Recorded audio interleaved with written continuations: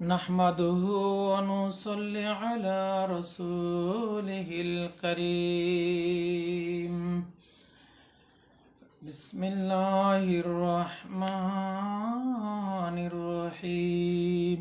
يا أيها الذين آمنوا كتب عليكم الصيام كما كتب على الذين من قبلكم لعلكم تتقون. قال رسول الله صلى الله عليه وسلم الصوم جنة أو كما قال عليه الصلاة والسلام. আলহামদুলিল্লাহ, আল্লাহ সুবহানাহু ওয়া তাআলা আমাদেরকে রমজান পর্যন্ত সুস্থ রেখেছেন। শুকরিয়া আদায় করি আলহামদুলিল্লাহ।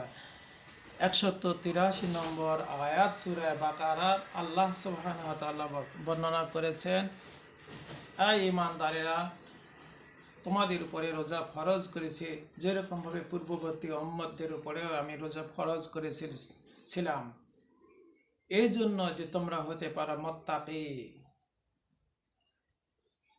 রাসূল আকরাম সাল্লাল্লাহু আলাইহি ওয়াসাল্লাম বলেছেন, আস-সাওমু জান্নাতুন, রোজা এটি একটা হলো ঢাল স্বরূপ, বিপদকে প্রতিরক্ষা স্বরূপ। রোজা এটা বরকতময় একটি মাস।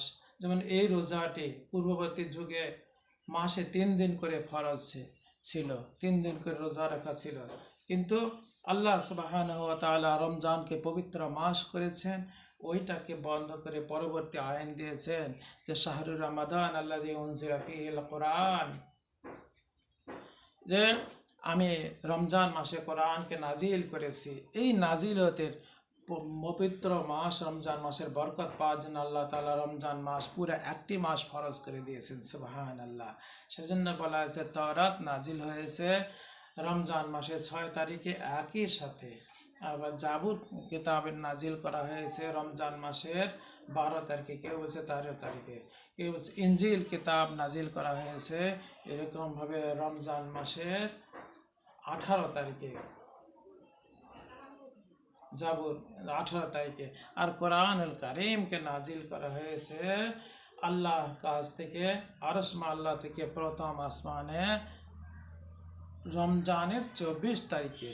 সুবহানাল্লাহ। এই জন্য এই রমজান মাস পবিত্র মাস, বরকতময় মাস। আল্লাহ তাআলা 12 মাসের মধ্যে একটি মাসকে নির্ধারণ করে দিয়েছে আমাদের আত্মশুদ্ধির আর পরিপূর্ণ মাসটি যেন বরকতপূর্ণ মাস পায়।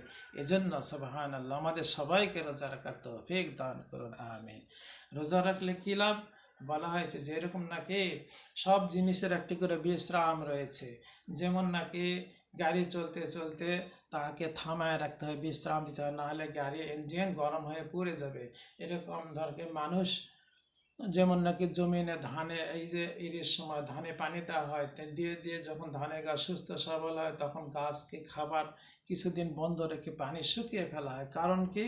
পানি ছাড়া তো গাছ চলবে না, কিন্তু ওইখানে অনেক জীবাণু, অনেক রকম পোকা কীট তৈরি হয়ে গেলে যেন মরে যায়, তখন আবার পরিষ্কার করে আবার নতুন করে পানি দেওয়া হয়। এইরকমভাবে দেহ 365 দিন চলে চলে অনেক সমস্যা হয়েছে, তার মধ্যে 30 দিন বাদ দিয়ে যে কদিন থাকে পুরো একটি মাস কেউ যদি এরকমভাবে রোজা রাখে তাহলে তার শরীর থেকে অনেক জীবাণু, অনেক রকম অসুখ বিসুখ বের হয়ে চলে যায়। এটাই হলো আল্লাহ তাআলার নীলা, আল্লাহ তাআলার বরকত। সুবহানাল্লাহ। এরকম আল্লাহ তাআলা আমাদের রোজা রাখার জন্য প্রত্যেককে তৌফিক দান করুন, আমিন। ইবনে কাসির 271 নম্বর পৃষ্ঠাতে এই বর্ণনা আছে। 271, 272, 73 থেকে বলেছি।